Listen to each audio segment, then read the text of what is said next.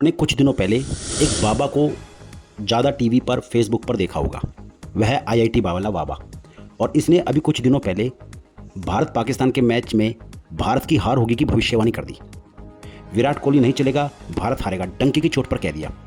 किंतु भारत जीत भी गया और विराट कोहली ने शतक पर शतक धमाकेदार एंट्री भी करी।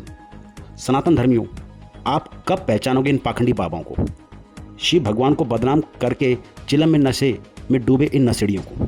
क्या आपने कभी वैदिक गुरुकुल के किसी आचार्य को किसी मनुष्य की घटना की भविष्यवाणी करते देखा है? आपने कभी नहीं देखा होगा। ये भविष्यवाणी का काम सिर्फ बाबा करते हैं। पाखंड फैलाने का काम सिर्फ ये बाबा करते हैं। देश के लोगों को सेकुलर निकम्मा बनाने का काम सिर्फ बाबा करते हैं। राणा प्रताप, शिवाजी, पृथ्वीराज चौहान जैसे महान योद्धाओं को भी इन्हीं पाखंडियों ने बहुत आहत पहुंचाई। शत्रु सीमा पर खड़ा था और ये बाबा युद्ध का मुहूर्त निकालने में लगे हुए थे। इसका परिणाम ये हुआ कि हम 1000 वर्ष की गुलामी झेली। सनातन धर्मियों, न्याय दर्शन के द्वारा हम सिर्फ अनुमान लगा सकते हैं।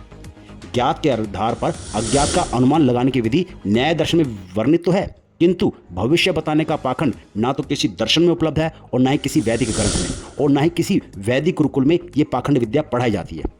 और सबसे मुख्य बात, क्या आपने कभी सोचा इन बाबाओं को क्या जरूरत है भविष्यवाणी करने की? ये कोई वैरागी बाबा नहीं है। इन्हें सम्मान की भूख है।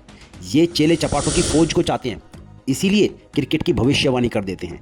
अनेकों भविष्यवाणी करते हैं, शायद कोई तुक्का लग जाए। अगर सच में हो जाती ये तुक्के में तो ये नशेड़ी एक दिन में करोड़ों अंधविश्वासी हिंदुओं का पूजनीय भगवान बन जाता। ये बाबा एक तरह तो सांसारिक मोह त्यागने की बात करते हैं और दूसरी तरफ क्रिकेट जैसी गुलामी भरे खेल के मोह से आज तक बाहर नहीं निकल पाए। सनातन धर्मियों, धर्म की रक्षा करना चाहते हो तो योग दर्शन में वर्णित अष्टांग योग को सीखो। न्याय दर्शन में वर्णित सही निर्णय लेने के साधनों को जानो। सत्य की खोज करने की विधि को जानो। ज्ञात के आधार पर अज्ञात का अनुमान लगाने के विज्ञान को सीखो। शत्रु मित्र को पहचानो। सनातन धर्मियों, ऑनलाइन वैदिक गुरुकुल कक्षा से जुड़कर अपनी चेतना के स्तर को ऊंचा उठाओ। सनातन धर्मियों।